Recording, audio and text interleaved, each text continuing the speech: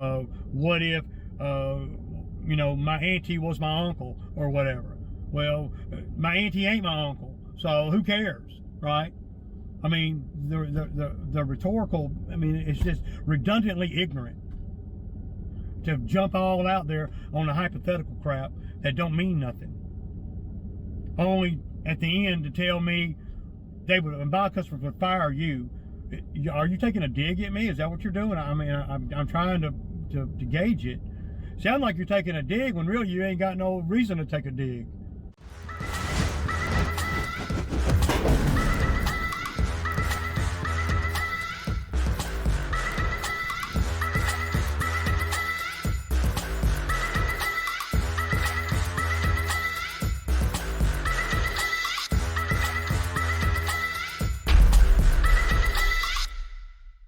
The YouTube is something that I do in my spare time, that I do as a hobby, if you will.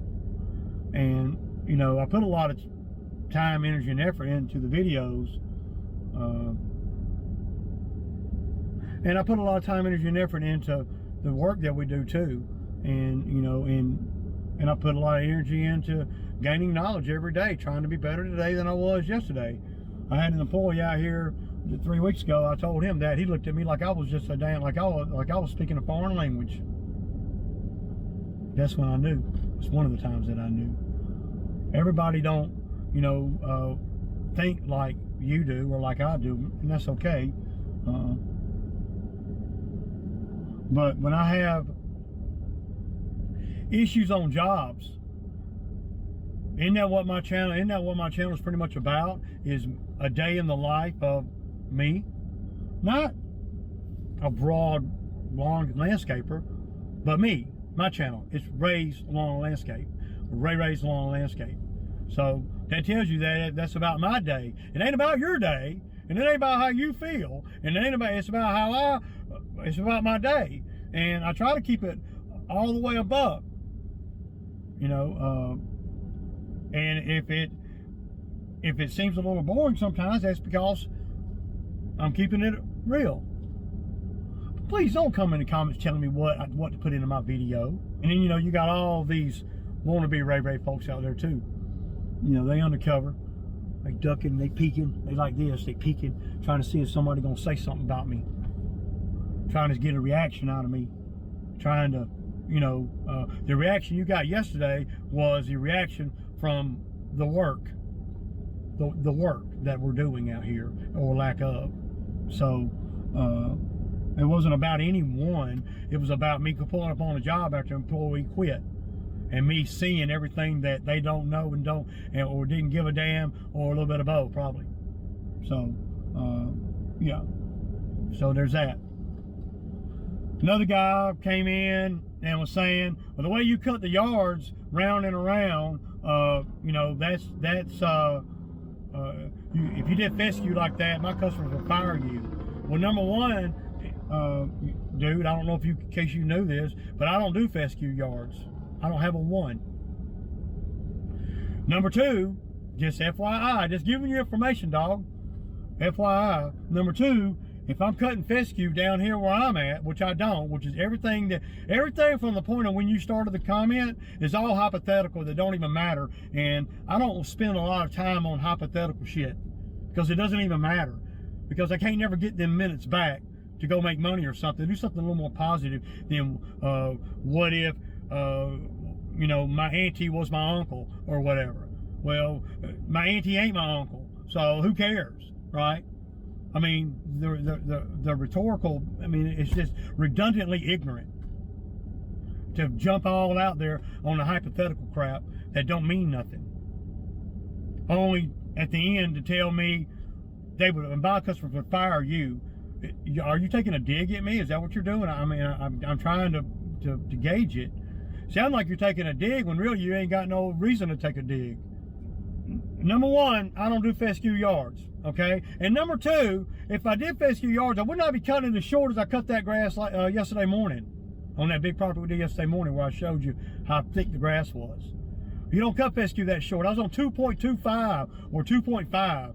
if that was fescue, just FYI, I would be up on about a 4.25 this time of year. Now, go on and say I don't know anything about grass. I can tell you don't know anything about grass other than what you cut. So, another reason why I go round and round is because 9 times out of 10, it's acreage, okay? And when you're doing big acreage stuff and you got other guys on lawnmowers that don't really know what you know, and it's okay, you just need somebody, you just need an ass in the seat, man, on the mower. You just need to follow that line. That's all you need. The point I'm trying to make is when you're cutting 5, 6, 7, 8, and 10 acres, according to the lay of the land, of course, according to where the property, the actual structures are, driveway, gates, fences, all these things I figured all in a matter of milliseconds, I should say. You have to, when you got guys that work for you and you're cutting those big acreage, you don't want to miss anything.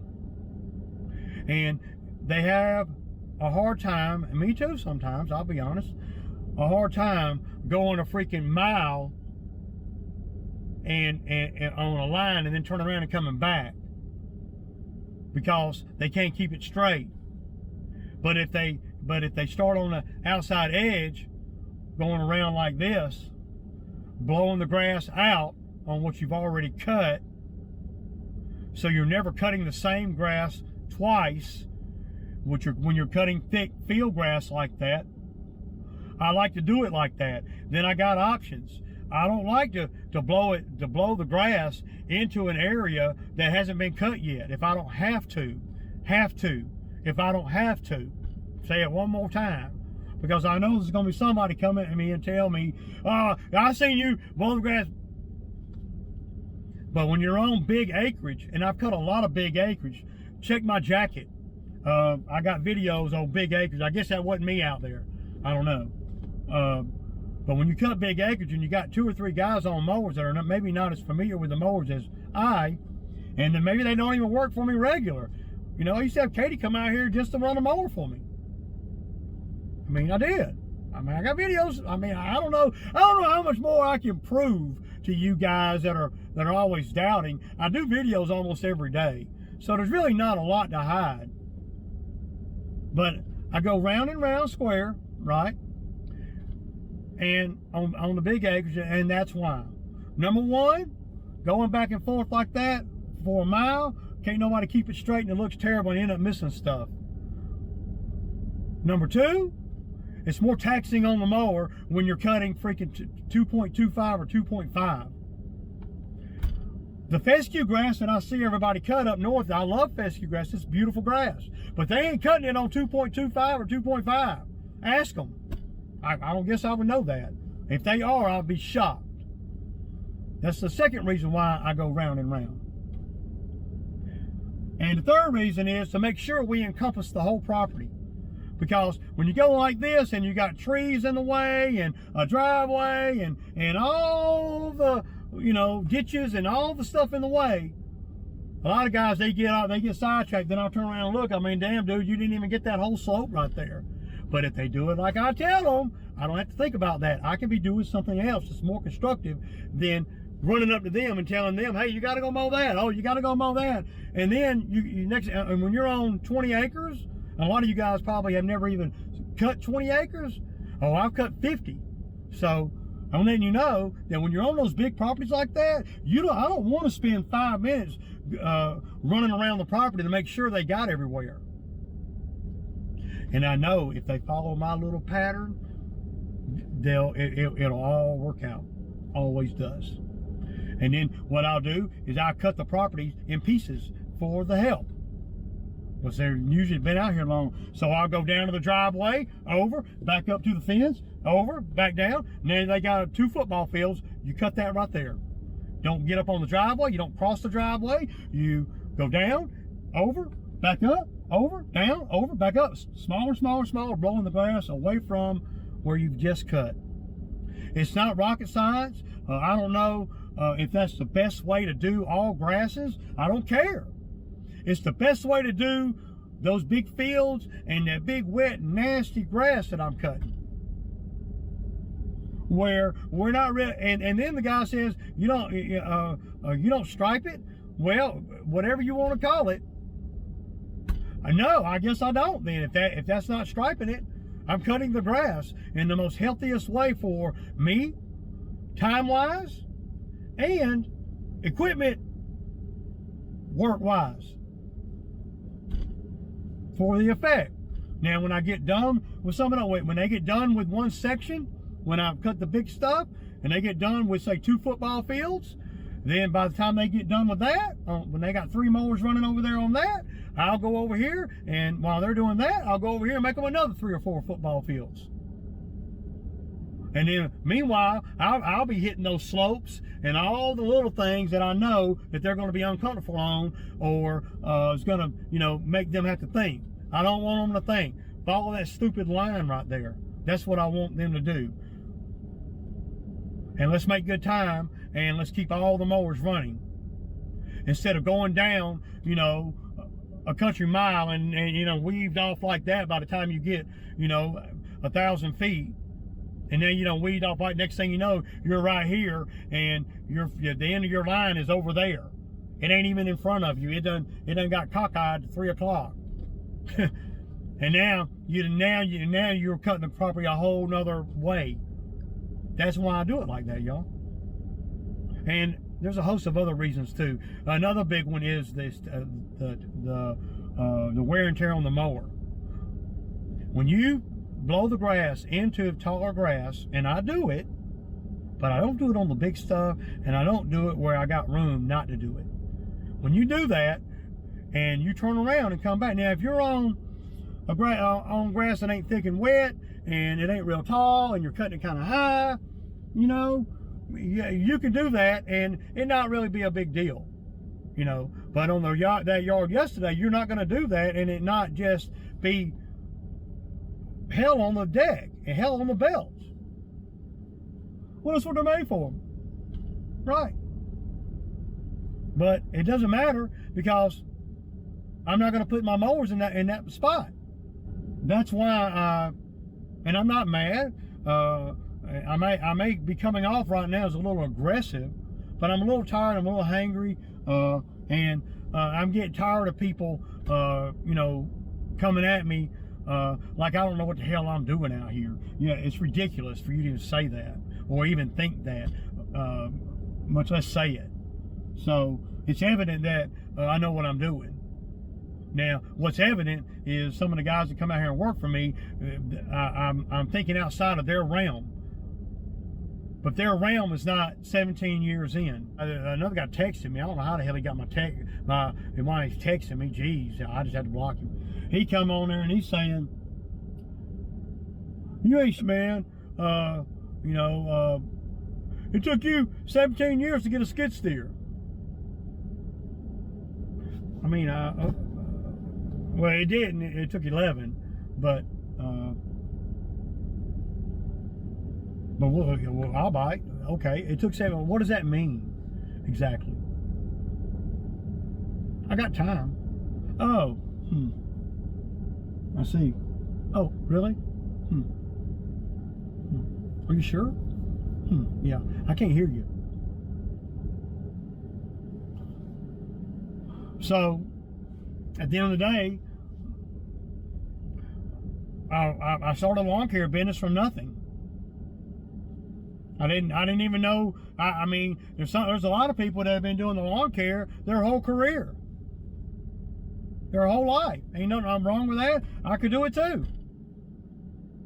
It's a great occupation, really. Lawn maintenance is. It really is. Until you get where you're making good money, and then you have to hire people. Then it starts not to be so attractive. But it's very attractive when you're solo and you're coming from a 9-to-5 job. Very attractive. So the thought that I'm some ignorant dummy that couldn't get a skid steer until, you said 17 years, I say 11. I think I'm more accurate than you are. That I couldn't get a skid steer. I mean, I'm not sure what that means. What do you mean by that? Was I supposed to get one in 2 years? Is that what you mean? Or was I supposed to get one in 5 years? Is there a timeline of when I was supposed to get one? Or was I supposed to get one at all? I mean, a lot of people don't.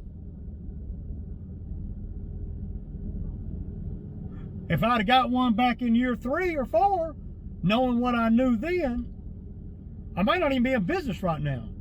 Then you couldn't come on my channel and talk crap. I make financial moves as I see fit, because I'm the one that's got to live with the consequences. I don't pull the trigger on things, and if you watch the channel with any kind of open mind, you would see that. I mean, everything is before you on the channel. Everything. The thought process and everything on every piece of equipment that I bought since I freaking been doing YouTube. The fear, the the anxiety of buying something and you don't know a whole lot about, and you know that you need to make money with it, and you know that's what G's do, that's what ballers do, that's what picking kahunas do, dude.